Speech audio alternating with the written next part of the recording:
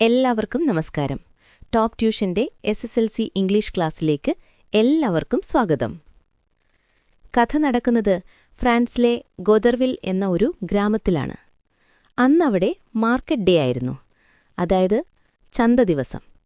ചുറ്റുമുള്ള ഗ്രാമങ്ങളിൽ നിന്നൊക്കെ കർഷകരും അവരുടെ ഭാര്യമാരും സാധനങ്ങൾ വാങ്ങാനും വിൽക്കാനുമായി ടൗണിലേക്ക് വന്നുകൊണ്ടിരിക്കുകയാണ്. നല്ല തിരക്കുള്ളൊരു ദിവസമാണ്. ആളുകൾ പശുവിനെയും കിടാവിനെയും കയറുകൊണ്ട് പിടിച്ചുകൊണ്ടുവരുന്നു. അവരുടെ ഭാര്യമാർ മൃഗങ്ങളെ വേഗത്തിൽ നടത്താൻ ഇലകളുള്ള ചില്ലകൾ കൊണ്ടടിക്കുന്നു. ഗൊദർവില്ലിലെ ആ നടുമുറ്റത്ത് മനുഷ്യരുടെയും മൃഗങ്ങളുടെയും ഒരു വലിയ ആൾക്കൂട്ടം തന്നെ ഉണ്ടായിരുന്നു. ആകെ ബഹളമയം. ഒന്നോർത്തു നോക്കൂ ആ കാഴ്ച. നമ്മുടെ നാട്ടിലെ ഉത്സവപ്പറമ്പ് പോലെ അല്ലേ? ഈ ആൾക്കൂട്ടത്തിനിടയിലേക്കാണ് നമ്മുടെ പ്രധാന കഥാപാത്രമായ ഓഷ്കൂം വരുന്നത്. അദ്ദേഹം ഒരു സാധാരണ കർഷകനാണ്. നല്ല പ്രായമുണ്ട്. ഒരു കാര്യം പറയാൻ വിട്ടുപോയി. ഈ ഓഷ്കൂം ഒരു പിശുക്കനാണ് കേട്ടോ. റുമാറ്റിസം അസുഖം കാരണം അദ്ദേഹത്തിന് നടക്കാൻ കുറച്ച് ബുദ്ധിമുട്ടുണ്ട്. അങ്ങനെ അദ്ദേഹം ആ ചന്തസ്ഥലത്തേക്ക് പതുക്കെ നടന്നു പോകുമ്പോൾ നിലത്തെന്തോ ഒന്ന് കിടക്കുന്നത് കണ്ടു. അതൊരു ചെറിയ ചരടിന്റെ കഷ്ണമായിരുന്നു. ഒരു സാധാരണ ചരട്. പക്ഷേ ഓഷ്കോമിന്റെ സ്വഭാവം വെച്ച് ഉപകാരമുള്ള എന്ത് കണ്ടാലും അതെടുത്ത് സൂക്ഷിക്കുന്നൊരു ശീലക്കാരനാണ് അദ്ദേഹം. പിശുക്കനാണെന്ന് ഞാൻ ആദ്യമേ പറഞ്ഞില്ലേ? അതുകൊണ്ട് അദ്ദേഹം ആ ചരട് നിലത്തുനിന്ന് എടുക്കാൻ കുനിഞ്ഞു. അദ്ദേഹം ആ നേർത്ത ചരട് നിലത്തുനിന്നും എടുത്ത് ശ്രദ്ധയോടെ ചുരുട്ടി കയ്യിൽ വയ്ക്കാൻ തുടങ്ങി. അപ്പോഴാണ് അദ്ദേഹം അത് ശ്രദ്ധിച്ചത്. തൊട്ടപ്പുറത്തുള്ള വീടിന്റെ വാതിൽക്കൽ അദ്ദേഹത്തിന്റെ ശത്രുവായ മലാന്തേ നിൽക്കുന്നു. മലാന്തേ ഒരു ഹാർനസ് മേക്കറാണ്, അതായത് മൃഗങ്ങൾക്കുള്ള തുകരുൽപ്പന്നങ്ങൾ ഉണ്ടാക്കുന്ന ആൾ. ഓഷ്കോമും മലാന്തയും തമ്മിൽ അത്ര നല്ല ബന്ധത്തിലല്ല. അവർ തമ്മിൽ മുൻപെന്തോ ഒരു വഴക്കുണ്ടായിട്ടുണ്ട്. അതുകൊണ്ടുതന്നെ അവർ നീപ്രിയതനമായ അവസ്ഥയിലാണ്. തന്റെ ശത്രുവായ മലാന്തേ താൻ നിലത്തുനിന്നും ഒരു ചരട് പെറുക്കിയെടുക്കുന്നത് കാണുന്നു എന്ന് മനസ്സിലായപ്പോൾ ഓഷ്കോമിന് വല്ലാത്തൊരു നാണക്കേട് തോന്നി. അയ്യോ, ഇവനിത് കണ്ടല്ലോ, എന്തു വിചാരിക്കും എന്നൊരു ചമ്മൽ. ആ നാണക്കേടിൽ അദ്ദേഹം താനെടുത്ത ആ ചരട് വേഗം തന്റെ പാന്റിന്റെ പോക്കറ്റിലേക്ക് ഒളിപ്പിച്ചു. എന്നിട്ട് താൻ നിലത്ത് വേറെ എന്തോ തിരയുകയായിരുന്നു എന്ന് ഭാവിച്ചു. മലാന്തയെ കബളിപ്പിക്കാൻ വേണ്ടിയാണ് അദ്ദേഹം അങ്ങനെ ചെയ്തത്. എന്നിട്ടൊന്നും സംഭവിക്കാത്തതുപോലെ അദ്ദേഹം മാർക്കറ്റിലേക്ക് നടന്നുപോയി. ആ ബഹളം നിറഞ്ഞ ആൾക്കൂട്ടത്തിൽ അദ്ദേഹം പെട്ടെന്ന് അപ്രത്യക്ഷനായി. ആളുകൾ സാധനങ്ങൾ വാങ്ങുകയും വിൽക്കുകയും ചെയ്യുന്ന തിരക്കിലാണ്. കുറച്ചു കഴിഞ്ഞപ്പോൾ ചന്ത ഏതാണ്ട് ഒഴിഞ്ഞു. ആളുകളൊക്കെ അടുത്തുള്ളൊരു സത്രത്തിലേക്ക് ടവേണിലേക്ക് ഭക്ഷണം കഴിക്കാനായിപ്പോയി. ആ വലിയ ഹാൾ മുഴുവൻ ഭക്ഷണം കഴിക്കുന്ന ആളുകളെക്കൊണ്ട് നിറഞ്ഞിരുന്നു. നല്ല ഇറച്ചി പൊരിക്കുന്നതിന്റെ മണം അവിടെ എങ്ങു നിറഞ്ഞു. എല്ലാവരുടെ വായിലും വെള്ളമുറി.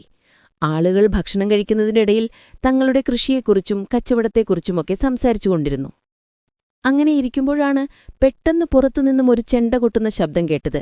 അതൊരു അറിയിപ്പായിരുന്നു. ശബ്ദം കേട്ടതും ഭക്ഷണം കഴിച്ചുകൊണ്ടിരുന്ന ആളുകളെല്ലാം വായിൽ ഭക്ഷണവുമായി തന്നെ എഴുന്നേറ്റ് വാതിലിന്റെ അടുത്തേക്കും ജനലിന്റെ അടുത്തേക്കും ഓടി. എന്താണ് കാര്യമെന്നറിയാനുള്ള ആകാംക്ഷ. ആ അറിയിപ്പുകാരൻ ചെണ്ടകൊട്ട് നിർത്തിയിട്ട് ഇടറിയ ശബ്ദത്തിൽ വിളിച്ചു പറഞ്ഞു, ഗൊദർവില്ലിലെ നിവാസികളുടെയും ചന്തയിൽ വന്നിട്ടുള്ളവരുടെയും ശ്രദ്ധയ്ക്ക്. ഇന്ന് രാവിലെ 9-നും 10-നും ഇടയിൽ വഴിയിൽ വെച്ചൊരു കറുത്ത തുകൽ പേഴ്സ്, അതായത് പോക്കറ്റ് ബുക്ക് നഷ്ടപ്പെട്ടിരിക്കുന്നു. അതിൽ 500 ഫ്രാങ്കും കുറച്ച് ബിസിനസ് രേഖകളും ഉണ്ടായിരുന്നു. ഇത് കിട്ടുന്നവർ ദയവായി എത്രയും പെട്ടെന്ന് മേയറുടെ ഓഫീസിലെത്തിക്കുക. അവർക്ക് 20 ഫ്രാങ്ക് പ്രതിഫലമുണ്ടായിരിക്കുന്നതാണ്. ഇതും പറഞ്ഞ് ആ മനുഷ്യൻ പോയി. ആളുകൾ വീണ്ടും ആ സംഭവത്തെക്കുറിച്ച് സംസാരിക്കാൻ തുടങ്ങി. ആ പേഴ്സിന് കിട്ടുമോ കിട്ടില്ലേ എന്നൊക്കെയായിരുന്നു അവരുടെ ചർച്ച.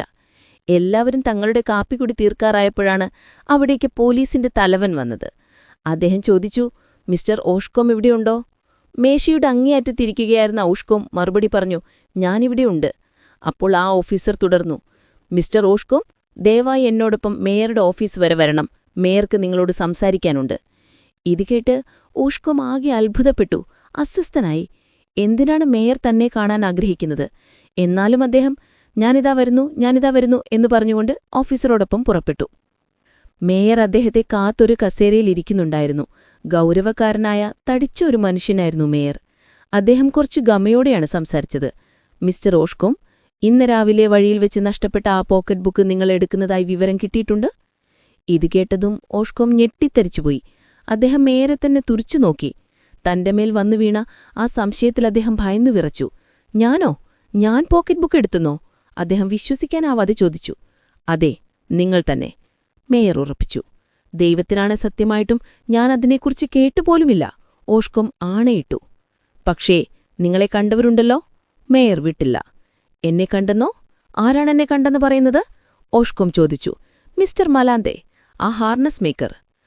ആ പേര് കേട്ടപ്പോഴാണ് ഓഷ്കോമിന് എല്ലാം മനസ്സിലായത്. അദ്ദേഹത്തിന് ദേഷ്യം കൊണ്ട് മുഖം ചുവന്നു. ആഹാ, അവനാണോ കണ്ടത്? അവന് കണ്ടത് ഞാൻ ഈ ചരടെടുക്കുന്നതാണ്, യോർ ഓണർ എന്നും പറഞ്ഞ് അദ്ദേഹം തന്റെ പോക്കറ്റിൽ തപ്പി ആ ചെറിയ ചരടിന്റെ കഷ്ണം പുറത്തെടുത്തു. എന്നാൽ മേയർക്കത് വിശ്വാസമായില്ല. അദ്ദേഹം തലയാട്ടിക്കൊണ്ടു പറഞ്ഞു, മിസ്റ്റർ ഓഷ്കോം, നിങ്ങൾ എന്നെ വിശ്വസിപ്പിക്കാൻ നോക്കണ്ട. എല്ലാവർക്കും വിശ്വാസമുള്ള ഒരാളായ മിസ്റ്റർ മലാന്തേക്ക് ഒരു ചരടും പോക്കറ്റ് ബുക്കും തമ്മിൽ മാറിപ്പോകുമെന്ന് ഞാൻ കരുതുന്നില്ല. നിങ്ങൾ ആ വസ്തു എടുത്ത ശേഷം കുറേ നേരം അവിടെ തന്നെ നിന്ന് ചെളിയിൽ വല്ല നാണയത്തുട്ടുകൾ വീണുകിടക്കുന്നുണ്ടോ എന്ന് നോക്കുന്നത് അദ്ദേഹം കണ്ടിട്ടുണ്ട്. ആ പാവം കർഷകൻ ദേഷ്യവും പേടിയും കൊണ്ട് ശ്വാസം മുട്ടി. ഒരു സത്യസന്ധനായ മനുഷ്യന്റെ പേര് ചീത്തയാക്കാൻ വേണ്ടി എങ്ങനെ ഒരാൾക്ക് ഇങ്ങനെയൊക്കെ കള്ളം പറയാൻ കഴിയും? അദ്ദേഹം നിലവിളിച്ചു. പക്ഷേ അദ്ദേഹം എത്രയ്ക്ക് എതിർത്തു പറഞ്ഞിട്ടും ആരും അദ്ദേഹത്തെ വിശ്വസിച്ചില്ല. മേയറുടെ ഓഫീസിൽ നിന്ന് പുറത്തിറങ്ങിയപ്പോൾ ഗ്രാമവാസികൾ അദ്ദേഹത്തെ വളഞ്ഞു. എല്ലാവർക്കും ആകാംക്ഷയായിരുന്നു. അവർ അദ്ദേഹത്തോട് ചോദ്യങ്ങൾ ചോദിക്കാൻ തുടങ്ങി. അദ്ദേഹം ആ ചരടിന്റെ കഥ അവരോട് പറയാൻ തുടങ്ങി. എന്നാൽ ഒരാൾ പോലും അദ്ദേഹത്തെ വിശ്വസിച്ചില്ല. അവർ അദ്ദേഹത്തെ നോക്കി ചിരിക്കുകയാണുണ്ടായത്. അദ്ദേഹം വഴിയിൽ തന്റെ സുഹൃത്തുക്കളെ നിർത്തി തന്റെ കയ്യിൽ ഒന്നുമില്ലെന്ന് തെളിയിക്കാൻ വേണ്ടി പോക്കറ്റുകളൊക്കെ പുറത്തേക്ക് വലിക്കിട്ട് കാണിച്ചുകൊടുത്തു. എന്നിട്ടും അവർ പറഞ്ഞതെന്താണെന്നോ? പോ അവിടുന്ന് കള്ളക്കിളമ എന്ന് പറഞ്ഞ് അദ്ദേഹത്തെ ആട്ടിപ്പായിച്ചു. ആ പാവം മനുഷ്യന്റെ അവസ്ഥ ഒന്ന് ഓർത്തുനോക്കൂ. താൻ ചെയ്യാത്തൊരു കുറ്റത്തിന് എല്ലാവരും കൂടി അദ്ദേഹത്തെ കള്ളനെന്ന് മുദ്രകുത്തി. അദ്ദേഹത്തിന് വല്ലാത്ത വിഷമവും ദേഷ്യവും തോന്നി. അടുത്ത ദിവസം ഉച്ചയ്ക്ക് 1 മണിയോടെ ഒരു കടയിലെ ജോലിക്കാരൻ ആ നഷ്ടപ്പെട്ട പോക്കറ്റ് ബുക്ക് തിരിച്ചു കൊണ്ടുവന്നു. വഴിയിൽ നിന്ന് കിട്ടിയതാണെന്നും തനിക്ക് വായിക്കാൻ അറിയാത്തതുകൊണ്ട് തന്റെ മുതലാളി ഏൽപ്പിച്ചതാണെന്നും അയാൾ പറഞ്ഞു. ഈ വാർത്ത നാട് മുഴുവൻ പരന്നു. ഓഷ്കോമും വിവരമറിഞ്ഞു. അദ്ദേഹത്തിന് സന്തോഷമായി. തന്റെ നിരപരാധിത്വം തെളിഞ്ഞല്ലോ. അദ്ദേഹം ഉടൻ തന്നെ തന്റെ കഥ അതിന്റെ സന്തോഷകരമായ അന്ത്യത്തോടുകൂടി വീണ്ടും എല്ലാവരോടും പറയാൻ തുടങ്ങി. അതൊരു വിജയമായിരുന്നു അദ്ദേഹത്തിന്. എന്നെ വിഷമിപ്പിച്ചത് ആ വസ്തുവല്ല, കള്ളം പറഞ്ഞതാണെന്നതാണ് എന്ന് അദ്ദേഹം ആവർത്തിച്ചു പറഞ്ഞു. അദ്ദേഹം ദിവസം മുഴുവൻ തന്റെ ഈ സാഹസിക കഥയെക്കുറിച്ച് സംസാരിച്ചു. വഴിയിൽ കാണുന്നവരോടും മദ്യശാലയിലിരിക്കുന്നവരോടും അടുത്ത ഞായറാഴ്ച പള്ളിയിൽ നിന്ന് വരുന്നവരോടുമെല്ലാം അദ്ദേഹം ഇത് പറഞ്ഞു. അപരിചിതരെപ്പോലും നിർത്തി അദ്ദേഹം ഈ കഥ വിവരിച്ചു. ഇപ്പോൾ അദ്ദേഹത്തിന് സമാധാനമായി. എങ്കിലും എന്തോ ഒന്ന് അദ്ദേഹത്തെ അലട്ടുന്നുണ്ടായിരുന്നു. ആളുകൾ ഈ കഥ കേൾക്കുമ്പോൾ ഒരു തമാശ കേൾക്കുന്നത് പോലെയാണ് ഇരിക്കുന്നത്. അവർക്ക് അപ്പോഴും പൂർണ്ണമായി വിശ്വാസം വന്നതുപോലെ തോന്നിയില്ല. തന്റെ പുറകിൽ നിന്ന് ആളുകൾ എന്തൊക്കെയോ അടക്കം പറയുന്നുണ്ടെന്ന് അദ്ദേഹത്തിന് തോന്നി. അടുത്ത ചൊവ്വാഴ്ച അദ്ദേഹം വീണ്ടും ഗൊദർവില്ലിലെ ചമ്പയിലേക്ക് പോയി. ആ കേസിനെക്കുറിച്ച് സംസാരിക്കാൻ വേണ്ടി മാത്രം. അദ്ദേഹം പോകുമ്പോൾ മലാന്തേ തന്റെ വാതിൽക്കൽ നിന്ന് അദ്ദേഹത്തെ നോക്കി ചിരിക്കുന്നത് കണ്ടു. എന്തൊരു ദുഷ്ടനാണല്ലേ അയാൾ! ഓഷ്കോം സത്രത്തിലെ മേശയ്ക്കരികിലിരുന്നപ്പോൾ അദ്ദേഹം വീണ്ടും ആ സംഭവം വിശദീകരിക്കാൻ തുടങ്ങി. അപ്പോൾ ഒരു കുതിരക്കച്ചവടക്കാരൻ അദ്ദേഹത്തോട് വിളിച്ചു പറഞ്ഞു, ഇങ്ങോട്ട് വാ കിളവാ, അതൊരു പഴയ അടവല്ലേ? നിന്റെ ആ ചരടിന്റെ കഥയൊക്കെ എനിക്കറിയാം. ഓഷ്കോം വിക്കിക്കൊണ്ട് പറഞ്ഞു, പക്ഷേ പോക്കറ്റ് ബുക്ക് കിട്ടിയല്ലോ. മറ്റേയാൾ മറുപടി പറഞ്ഞു, മിണ്ടാതിരിക്ക്. ഒരാൾ കണ്ടെത്തുന്നു, മറ്റൊരാൾ അത് റിപ്പോർട്ട് ചെയ്യുന്നു. എന്തായാലും നിനക്കിതിൽ പങ്കുണ്ട്. ആ മനുഷ്യൻ എന്താണ് ഉദ്ദേശിച്ചതെന്ന് മനസ്സിലായോ? ഓഷ്കോം പോക്കറ്റ് ബുക്ക് മോഷ്ടിക്കുകയും പിന്നീട് പിടിക്കപ്പെടുമെന്ന പേടിച്ച് തന്റെ ഒരു കൂട്ടാളിയെക്കൊണ്ട് അത് തിരികെ ഏൽപ്പിക്കുകയും ചെയ്തു എന്നാണ് അവർ വിശ്വസിക്കുന്നത്. ആ പാവം കർഷകൻ ശ്വാസം കിട്ടാതെ നിന്നുപോയി. അദ്ദേഹത്തിന് കാര്യം മനസ്സിലായി. താനൊരു കൂട്ടാളിയെ ഉപയോഗിച്ച് പോക്കറ്റ് ബുക്ക് തിരികെ നൽകിയെന്ന് അവർ ആരോപിക്കുകയാണ്.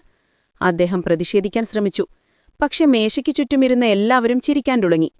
കളിയാക്കലുകൾക്കിടയിൽ അദ്ദേഹത്തിന് തന്റെ ഭക്ഷണം കഴിച്ചു തീർക്കാൻ പോലും കഴിഞ്ഞില്ല. അദ്ദേഹം അവിടെ നിന്നും ഇറങ്ങിപ്പോയി. അദ്ദേഹം വീട്ടിലേക്ക് പോയത് അപമാനവും രോഷവും ദേഷ്യവും ആശയക്കുഴപ്പവും ഒക്കെ കൊണ്ടാണ്. തന്റെ നിരപരാധിത്വം തെളിയിക്കാൻ ഒരു വഴിയുമില്ലെന്ന് അദ്ദേഹത്തിന് മനസ്സിലായി. ആ സംശയത്തിന്റെ അനീതി അദ്ദേഹത്തിന്റെ ഹൃദയത്തിൽ ആഴത്തിൽ മുറിവേൽപ്പിച്ചു. പിന്നെയും അദ്ദേഹം ആ കഥ ആവർത്തിക്കാൻ തുടങ്ങി. ഓരോ ദിവസവും തന്റെ കഥ കുറച്ചുകൂടെ നീട്ടിപ്പരത്തി പറഞ്ഞു. ഓരോ തവണയും അദ്ദേഹം പുതിയ ന്യായീകരണങ്ങളും കൂടുതൽ ശക്തമായ പ്രതിഷേധങ്ങളും ഗൗരവമേറിയ സത്യം ചെയ്യലുകളും കൂട്ടിച്ചേർത്തു. എന്നാൽ അതൊക്കെ വെറും കള്ളന്യായങ്ങളാണ് എന്ന് ആളുകൾ അദ്ദേഹത്തിന്റെ പുറകിൽ നിന്ന് പറഞ്ഞു. ആളുകൾക്ക് അതൊരു തമാശയായി. അവർ അദ്ദേഹത്തെക്കൊണ്ട് ആ ചരടിന്റെ കഥ പറയിപ്പിച്ച് രസിക്കാൻ തുടങ്ങി. തന്റെ മനസ്സ് ആഴത്തിൽ മുറിവേറ്റ് പതിയെ തളരാൻ തുടങ്ങി. ഡിസംബർ മാസത്തിന്റെ അവസാനത്തോടെ അദ്ദേഹം രോഗം ബാധിച്ച് കിടപ്പിലായി. ജനുവരിയിലെ ആദ്യ ദിവസങ്ങളിൽ അദ്ദേഹം മരിച്ചു. തന്റെ മരണത്തോടുള്ള മല്ലടത്തിലും ബോധമില്ലാത്ത അവസ്ഥയിലും അദ്ദേഹം തന്റെ നിരപരാധിത്വം ആവർത്തിച്ചുകൊണ്ടിരുന്നു. ഒരു കഷ്ണം ചരട്, നോക്കൂ, ദാ ഇവിടെയുണ്ട് യുവർ ഓണർ, മേയർ എന്നായിരുന്നു അദ്ദേഹത്തിന്റെ അവസാനത്തെ വാക്കുകൾ. കണ്ടോ കുട്ടികളെ, ഒരു ചെറിയ തെറ്റിദ്ധാരണ, ഒരു ചെറിയ കള്ളം, ഒരു നിരപരാധിയായ മനുഷ്യന്റെ ജീവിതം എങ്ങനെയാണ് തകർത്തതെന്ന്. സമൂഹം ഒരാളെ തെറ്റായി വിധിച്ചാൽ അതയാളെ മരണത്തോടു വരെ നയിക്കാമെന്ന വലിയൊരു പാഠമാണ് ഈ കഥ നമുക്ക് നൽകുന്നത്. പിന്നെ നമ്മുടെ ഈ ടോപ്പ് ട്യൂഷൻ സെന്ററിൽ ചെറിയ ബാച്ച് സൈസിലാണ് ഹൈസ്കൂൾ ക്ലാസ്സുകളുള്ളത്. അപ്പോൾ നല്ല മാർക്ക് വേണോ? എങ്കിൽ എത്രയും പെട്ടെന്ന് ഞങ്ങളുടെ ഫേസ് ടു ഫേസ് ക്ലാസ്സിൽ ജോയിൻ ചെയ്യുകയോ അന്നെങ്കിൽ യൂട്യൂബ് ക്ലാസ്സസ് ഉപയോഗിക്കുകയോ ചെയ്യുക.